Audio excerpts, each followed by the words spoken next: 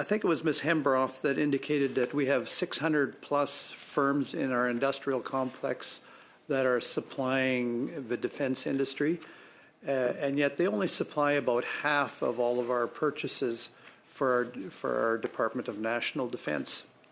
When you talk to the suppliers that we have in supplying our defense industry, what would be their two top frustrations in dealing with national defense?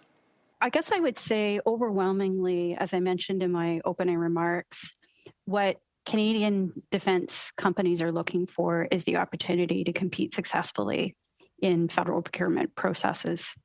So I really do think that that requires a culture change in terms of how we approach procurement.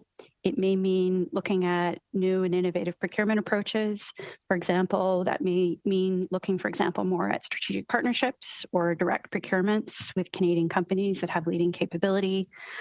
But I would also say that overwhelmingly, Canadian companies have also told us that, they're looking for opportunities to be able to work within a broader Canadian supply chain. So we are looking for leading companies in the defense ecosystem, whether they are Canadian companies or foreign companies with a major Canadian presence, but to be able to work very closely with Canadian companies in the supply chain. When you look at companies, overwhelmingly, I would say the majority of Canadian defense firms are small and medium-sized enterprises. So they depend very heavily on things like the industrial and technological benefits policy, which drives investment into different parts of the supply chain.